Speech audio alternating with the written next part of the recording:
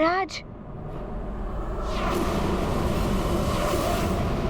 मैंने किसी को रक्षा सूत्र तोड़ते हुए तो नहीं देखा, किंतु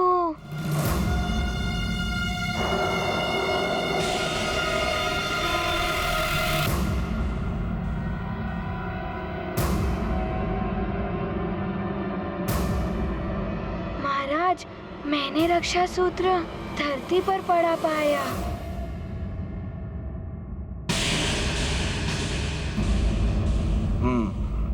तो स्पष्ट नहीं है कि रक्षा सूत्र तोड़ने का कृत्य किसने किया।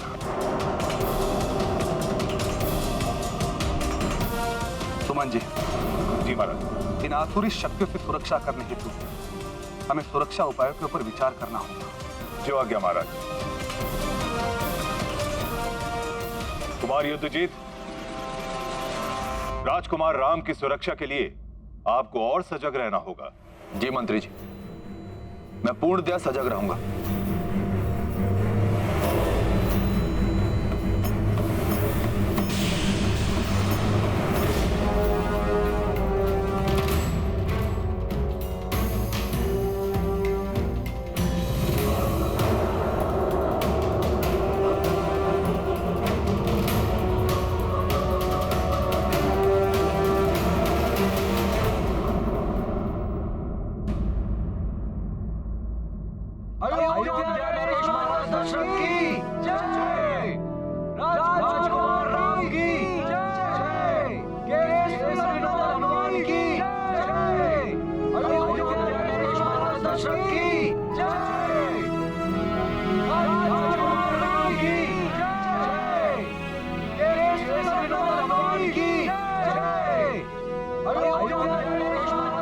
आओ मित्र हनुमान, मेरे समीप आओ। ये गाथा महाबली हनुमत की, रुचिकर लीला राम भगत की। जय जय जय रघुनंदन राम, जय जय जय महाबली हनुमान। अवधपुरी में जय हनुमत की, रामचंद्र के परम भगत की। जन मन बोले जय श्री राम, कण कण बोले जय हनुमान। शेष अवतारी को नहीं सुहाए, हर की माया समझ न आए। हर कोई चाहे राम की भक्ति, राम भगत में पावन मुक्ति। मैं तो राम भैया के लिए जो कर सकता हूँ वो हनुमान भी नहीं कर सकते। अवसर मिलने पर मैं ये प्रमाणित भी कर दूंगा। हमसे दूर ले गए थे मेरे राम भैया को। केसरी नंदन हनुमान की जय। राम, हनुमान, तुम सब इधर आओ।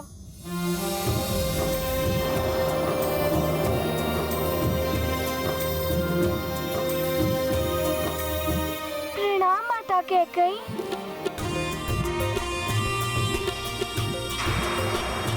तुम सब चलो यहाँ से, भोजन का समय हो गया। जो आज्ञा माता कैकेयी। महारानी कैकेयी भी ना जाने कहां से राम और हनुमान के लिए इनके हृदय में इतना प्रेम उमड़ने लगा। मेरी बातों का तो कोई प्रभाव ही नहीं पड़ता है इन पर। माता कैकेयी, बड़े कभी छोटों से क्षमा नहीं मांगते, बड़ों को तो आशीर्वाद देना चाहिए।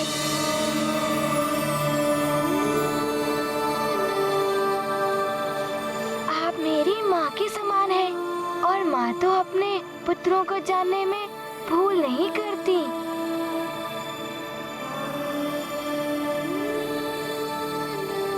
हनुमान,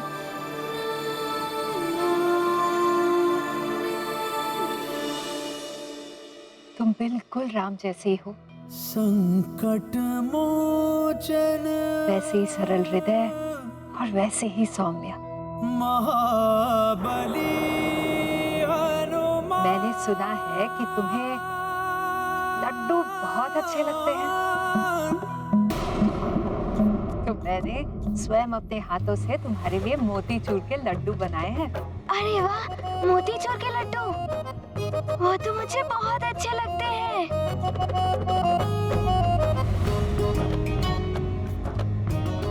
मोतीचूर के लड्डू तो लखन भैया को भी बहुत अच्छे लगते हैं। नहीं, मैं नहीं खाऊंगा, मुझे अच्छे नहीं लगते लड्डू।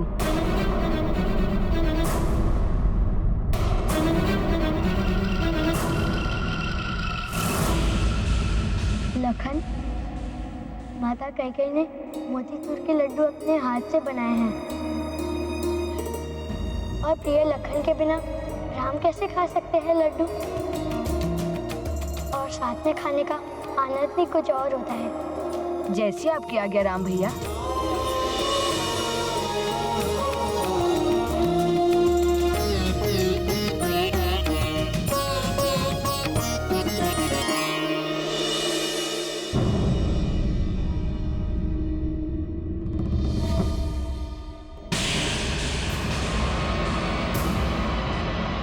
महाराज दशरथ ने तुम्हें भवन में आने की अनुमति दी है, राम के कक्ष में सोने की नहीं।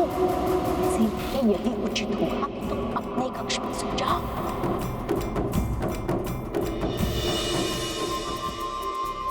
हनुमान कहीं किसी को बता न दे कि मैं राम के कक्ष में थी। मैंने इन्हें रक्षा सूत्र तोड़ते तो नहीं देखा, किंतु ये कार्य मंत्रा काकी का हो भी सकता है।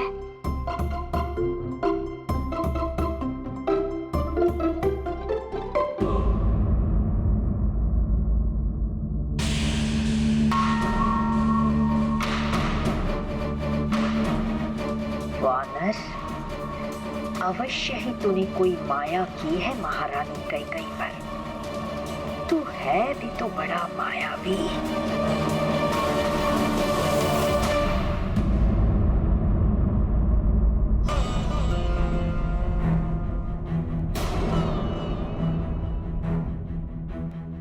हनुमान, तुम मेरे स्थान पर बैठ गए। राम भैया की दाहिनी ओर सदैव मैं ही बैठता हूँ। लखन भैया, मुझे क्षमा कर दीजिए, मैं जानता नहीं था। रुको हनुमान। लखन, हनुमान हमारे अतिथि हैं और स्वयं से ज्यादा अतिथि को सम्मान देना चाहिए। यही अतिथि धर्म की मर्यादा है। अब जब हनुमान ने यह स्थान ग्रहण कर लिया है तो इन्हें यहाँ से उठाना अतिथि धर्म के विरोध है। मैं समझ गया हूँ राम भैया।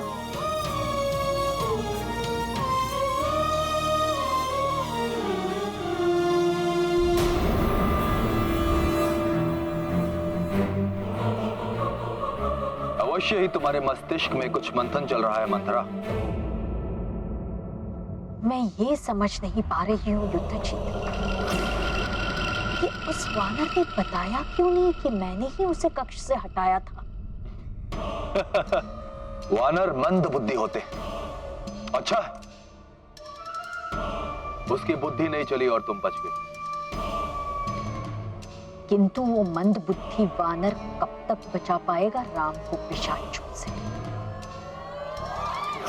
प्रणाम राजकुमार युद्धजीत। कैकेयी राज से आपसे कोई मिलने के लिए आया है। मेरे लिए भेजो उसे। जी राजकुमार।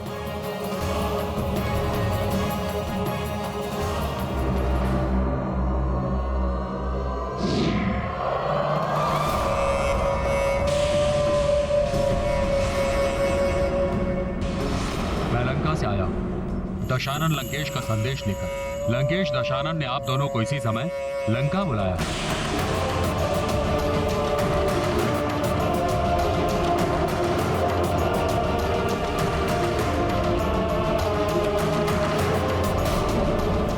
लंकेश रावण ने अवश्य ही हमें दंड देने के लिए बुलाया होगा। काकी, सबने भोजन कर लिया? जब पूरा राज परिवार भोजन करेंगे तभी हम भोजन करेंगे राजकुमार।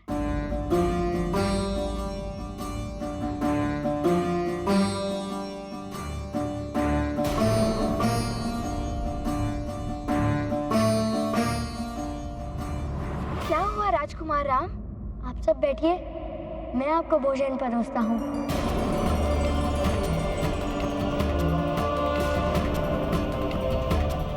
ये आप क्या कह रहे हैं राजकुमार? हम कैसे? यदि आप भोजन ग्रहण नहीं करेंगी तो मैं भी कुछ नहीं खाऊंगा। ये मैंने पहले भी कहा था। नहीं राजकुमार, आप तो हमारे होने वाले राजा हैं। राजा को शासक नहीं, सेवक होना चाहिए। प्रजा की सेवा करना राजा का प्रथम कर्तव्य है। मुझे भी तो आप सबकी सेवा करने का सौभाग्य मिलना चाहिए। आप सत्य कह रहे हैं प्रभु। प्रजा है तो राजा है, प्रजा के बिना राजा कुछ भी नहीं। प्रभु, मैं भी आपका सहयोग करूंगा।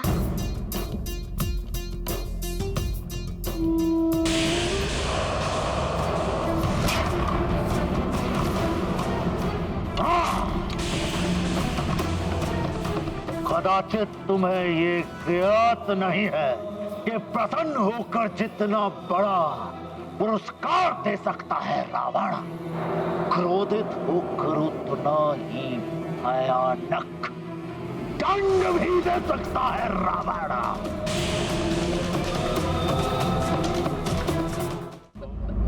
मैंने तो हटा दिया था उस वानर को, किंतु ना जाने कैसे वो वापस पहुंच गया। लंकेश, हम पिशाचों के लिए वो संकट ही संकट था अयोध्या में। एक ओर यज्ञधूम्र और उस ओर उन सब के हाथों में मंत्र पूरित रक्षा सूत्र बंधे थे, और उससे भी बड़ा रक्षक वो वानर था। कैसे सफल होते पिशाच?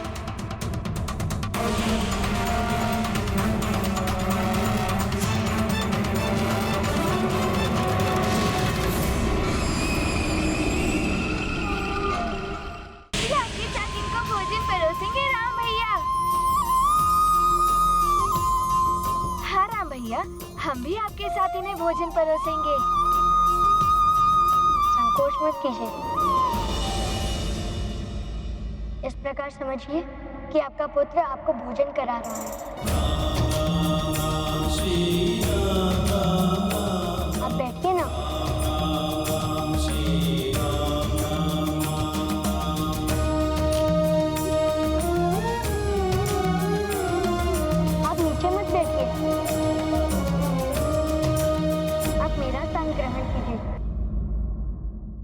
राजकुमार, आपकी आज्ञा मानकर हम भोजन के लिए तो मान गए, किंतु आप हमें वहाँ बैठने के लिए मत कहिए।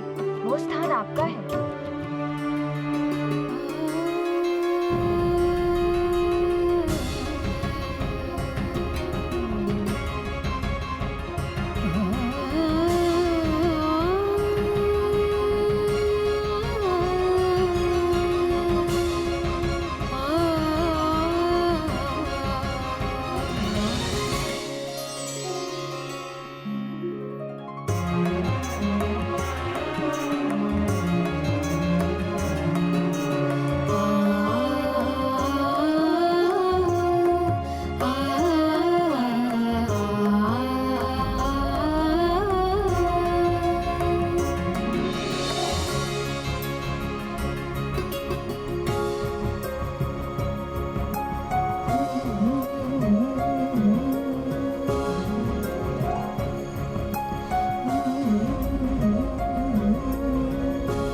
भोजन आरंभ कीजिए।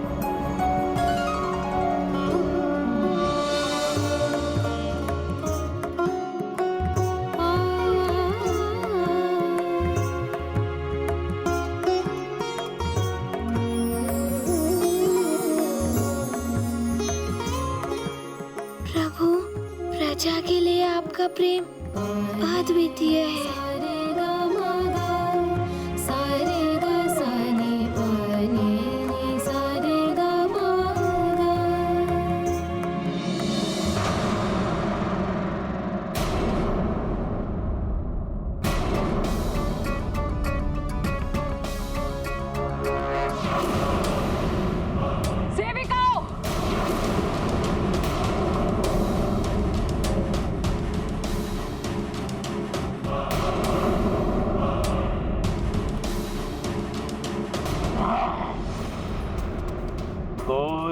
कितना भी बलवान हो, उसमें कोई ना कोई दुर्बलता अवश्य होती है। यदि उस दुर्बलता पर प्रहार किया जाए तो बलवान से बलवान को धराशायी किया जा सकता है। और इस वानर बालक की तो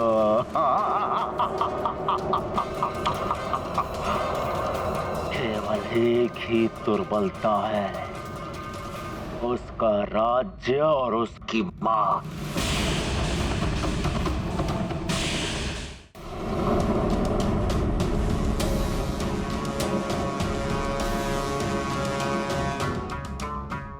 ये क्या हो रहा है? वो क्या रहा है ये?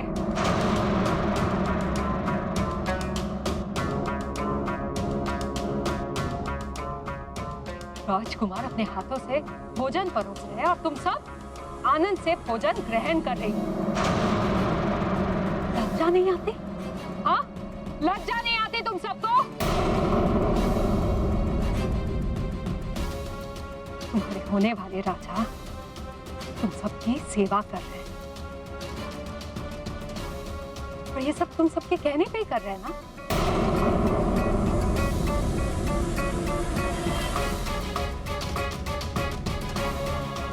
राम तो भोले हैं, तुम्हारी बातों में आकर तुम सबकी सेवा करने लगे। कंठ के भागी हो तुम सब।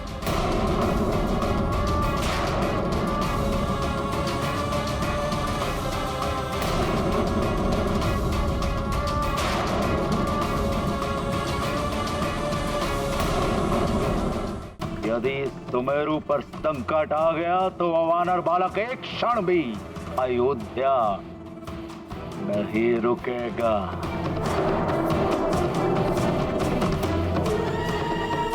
समझ गए ना पिशाचों, तुम्हें क्या करना है? समझ गया लंकेश। सुमेरु पर आक्रमण। उत्तम, अति उत्तम। एक और उस वानर बालक की मां अंजना, और एक और उसका मित्र, किसकी रक्षा करोगे वानर बालक? सुमेरु की या अयोध्या की?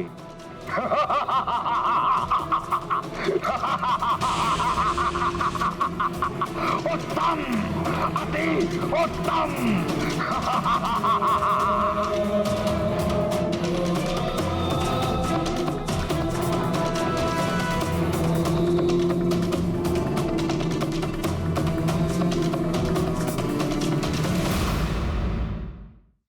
क्षमा करें माता, अजिंदा का अर्थ तुच्छ नहीं होता। जितना मान सम्मान हमें मिलता है उतना ही मान सम्मान इन्हें भी मिलना चाहिए।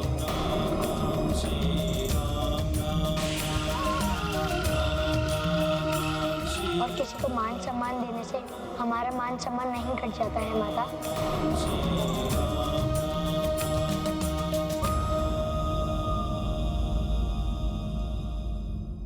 महारानी कैकेयी, अब इस बालक से भी सीख मिलने लगी आपको। अब तो संभल जाइए, अन्यथा इन सेविकाओं और आप में कोई अंतर नहीं करेगा ये राम। राम पुत्र, तुम्हारी सहृदयता और निस्वार्थ प्रेम अद्वितीय है।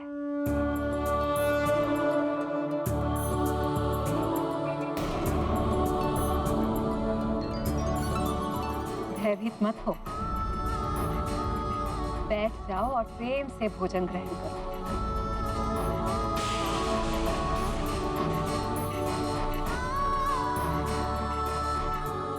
क्या हुआ? मैंने कहा ना, भयभीत मत हो, बैठो बैठो।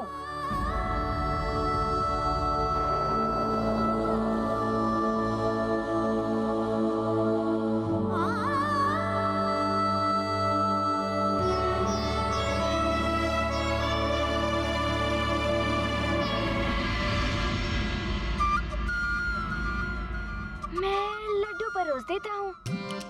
अच्छा।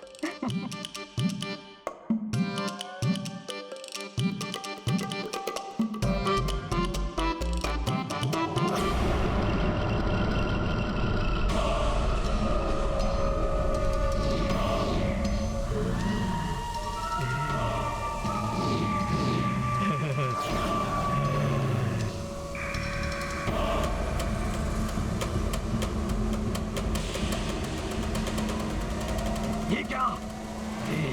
हमने तो सोचा था हम बड़ी सहजता से सुमेरु पर आतंक मचा देंगे, किंतु यहाँ तो प्रवाल पर्वत की पवित्र बूटी का रस छिड़का हुआ है।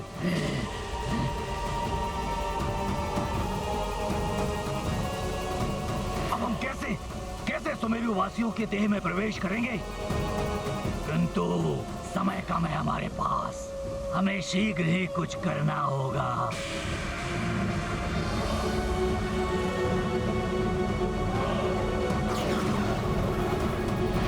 मित्र, जब से युवराज हनुमान सुमेरु से गए हैं, तब से महारानी अंजना ही नहीं, पूरा सुमेरु ही उदास हो गया है।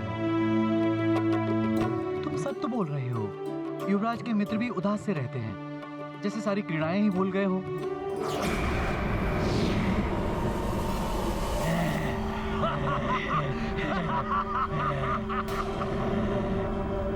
हम भले ही इनकी देह में प्रवेश ना कर सके, बुद्धि तो भ्रष्ट कर सकते हैं, इनका माथा फिरा तो सकते हैं।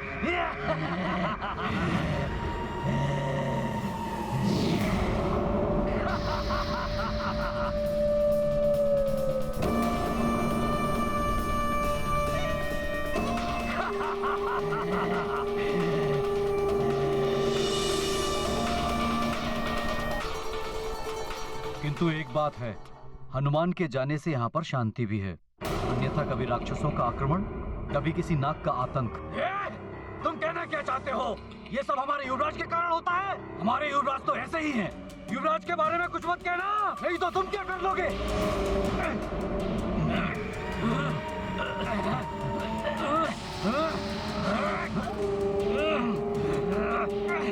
यही करना है हमें, यही करना है। इन समस्त सुमेरु वासियों के मन को दूषित करना है।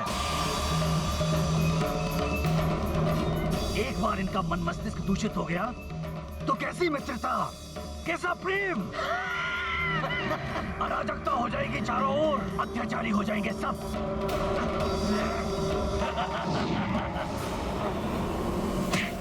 राजन, यज्ञ की सभी मंत्रित की हुई पवित्र भस्म को इन सेवकों के द्वारा राजभवन के चारों ओर बिखरवा देने से पिशाच आदि बुरी शक्तियां जो कहीं भी छुपकर बैठी हो, सब भाग जाएंगी। इस भस्म को पूरे नगर में छिड़कवा दीजिए। अवश्य गुरुदेव, ऐसा ही होगा। सुमन जी महाराज, आप और सेवक रक्षकों को इस पवित्र भस्म वर्षा के कार्य में नियुक्त करा दीजिए। जी। संपूर्ण अयोध्या में इस पवित्र भस्म का वर्षाव अत्यंत आवश्यक है। जितनी शीघ्र हमें उन पिशाचों से मुक्ति मिलेगी, उतना हम सबके लिए अच्छा होगा। 2 बार आक्रमण कर चुके हो। प्रथम यज्ञ भंग करने का प्रयास किया और द्वितीय राजभवन के कक्ष से राम के अपहरण करने का प्रयास किया। सुमन जी, शीघ्र जाइए आप। जो आज्ञा महाराज।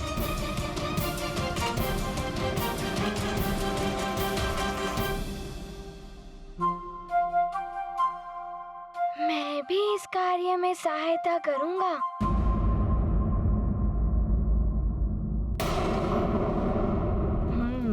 अब मैं राम भैया को दिखा दूंगा कि मैं हनुमान से भी अच्छा कार्य कर सकता हूँ।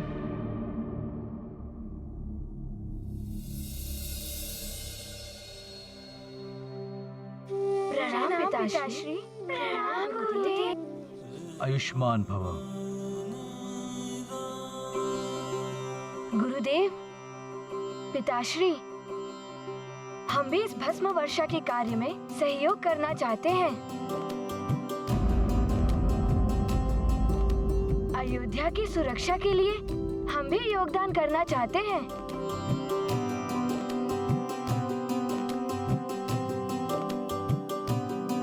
पुत्र लक्ष्मण, मुझे अत्यंत प्रसन्नता है कि तुमने स्वयं इस कार्य में भाग लेने की इच्छा प्रकट की है।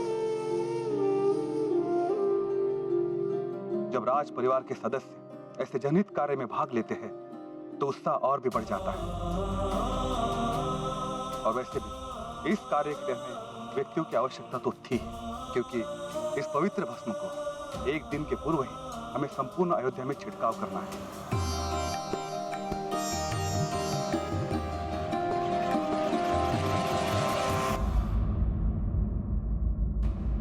पिशाचों से मेरे प्रभु और अयोध्या की सुरक्षा के लिए ये कार्य शीघ्र ही पूर्ण करना है। क्षमा करें गुरुदेव। महाराज, आप मुझे आज्ञा दें। मैं ये कार्य शीघ्र से शीघ्र पूर्ण कर सकता हूँ। मैं उड़कर ये पवित्र भस्म छिड़क सकता हूँ और उड़कर भस्म छिड़कने से कम समय में ये कार्य पूर्ण हो जाएगा और इन सबको श्रम करने की आवश्यकता भी नहीं होगी। हनुमान, यदि तुम ऐसा करते हो तो इससे हम सबकी सहायता हो जाएगी।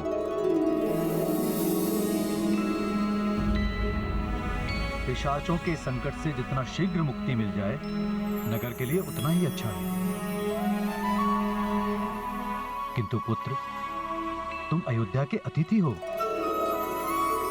और अतिथि से कार्य करवाना अनुचित होगा। किंतु गुरुदेव, अतिथि पराये नहीं होते, वो भी स्वजन्य ही होते हैं। यदि कोई अपना स्वजन्य संकट में पड़ जाए और हम किसी की सहायता ना करें, वो तो स्वार्थी ही हुआ ना गुरुदेव।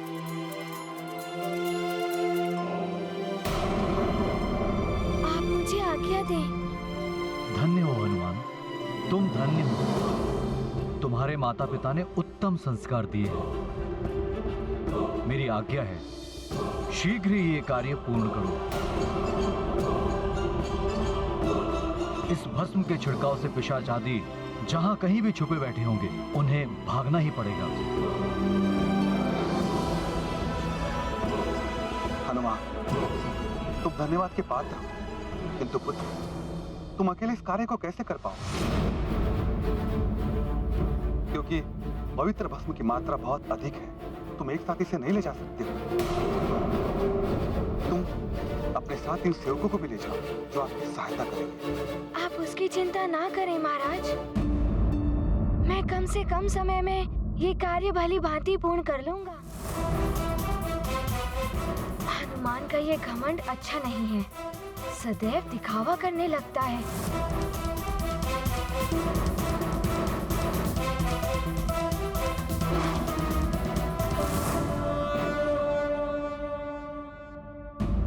रखो ये व्यर्थ का सामान अपने पास, हमें नहीं चाहिए। पुराना सामान बिक्री करते हो? ये अनुचित है मुखियन जी। जब आपको नहीं चाहिए था तो आपने क्रय क्यों किया?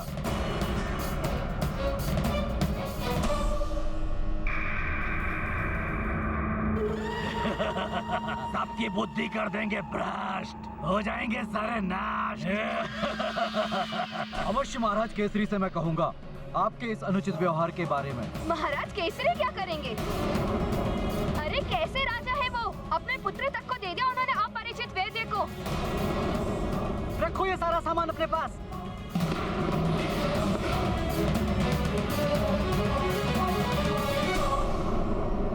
तूने मेरा सामान तोड़ा? हमसे भिड़ोगे? तुम्हारा ये साहस? लड़ो! तुम्हारा ये साहस है? लड़ो! लड़ो सुमेरु वासियों, लड़ो! मरो!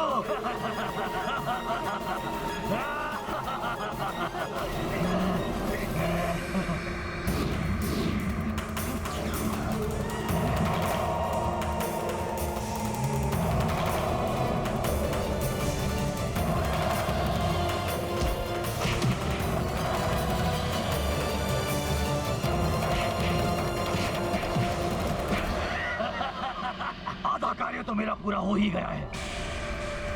अब लक्ष्य सुमेरु का राजभवन, बस सुमेरु का राजभवन और उसकी अंजनी माँ। और ये सूचना पाते ही हनुमान एक क्षण भी नहीं रुकेगा अयोध्या में।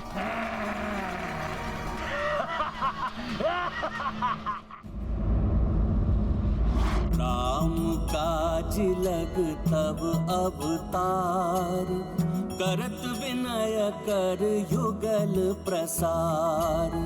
चकित चितव जन मन हर साते, गिर सम बजरंगी हो जाते। प्रभु की भूमि को करने पावन, प्रतिपल प्रस्तुत अंजनी नंदन। कार्य कठिन हो लघु या विशाल, पल में करते केसरी लाल। ये गाथा महाबली हनुमत की, रुचिकर लीला राम भगत की। जय जय जय रघुनंदन राम, जय जय जय महाबली हनुमान।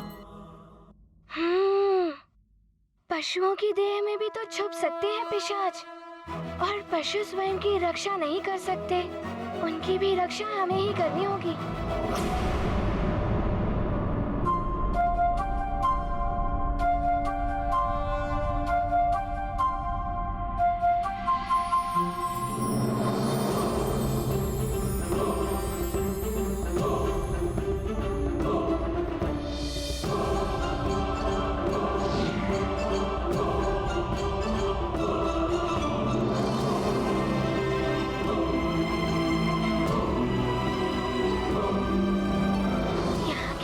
तो सुना था पिशाचों का गृह स्थान है ये।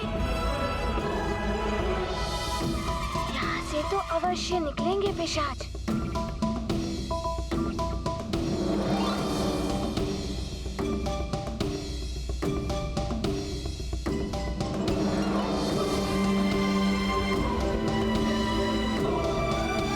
यहाँ पर तो कोई भी पिशाच नहीं है। कहाँ चले गए एकाएक?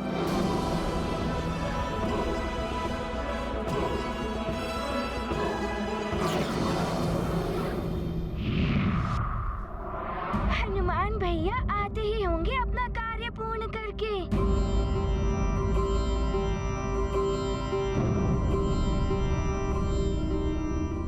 महाराज, बहुत बड़ी समस्या आ गई है। लगभग सारी सामग्री पिशाचों के आक्रमण के कारण दूषित हो चुकी है। अब यज्ञ कैसे होगा?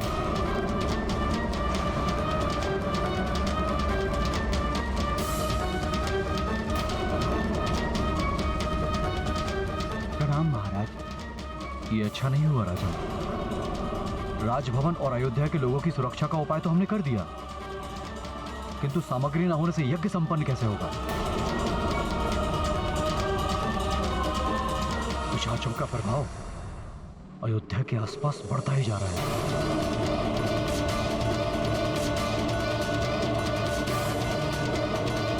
मैंने संपूर्ण नगर में ये पवित्र भस्म छिड़क दिया है, किंतु मुझे वहाँ कोई पिशाच नहीं दिखे।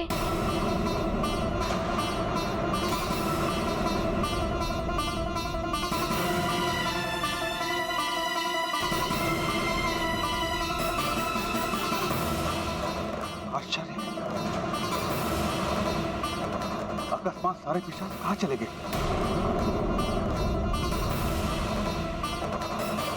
हो सकता है वो भाग गए। हनुमान ने पूरी तरह परास्त किया था। नहीं सुमंत जी, पिशाच बहुत हठी होते हैं, इतनी सहजता से किसी का पीछा नहीं छोड़ते। और जब तक पिशाच राज समाप्त नहीं होगा, तब तक उनके आतंक की संभावना बनी रहेगी। किंतु गुरुदेव, पवित्र भस्म के छिड़काव से हमने सबको सुरक्षित कर दिया। हाँ राजन, हनुमान के कारण यह कार्य इतनी शीघ्रता से संपन्न हो गया। नगर सुरक्षित हो गया। किंतु अब हमें यज्ञ के बारे में सोचना होगा। यज्ञ सामग्री दूषित हो चुकी है। 7 समुंदर 7 नदियों का जल इतने कम समय में कैसे आएगा? बिना सामग्री ये यज्ञ अपूर्ण न रह जाए।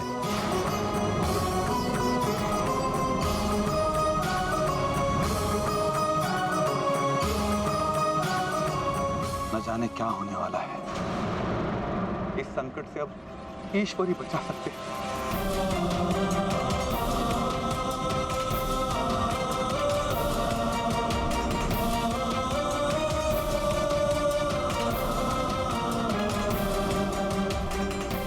गुरुदेव, यज्ञ में किसी प्रकार की रुकावट उत्पन्न नहीं होनी चाहिए। मैं शीघ्र कुछ व्यवस्था करता हूं। प्रणाम गुरुदेव। कल्याण हो।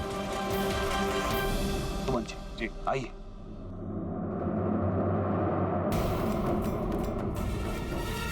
यदि ये यज्ञ अपूर्ण रह गया तो बड़ा अनर्थ हो जाएगा।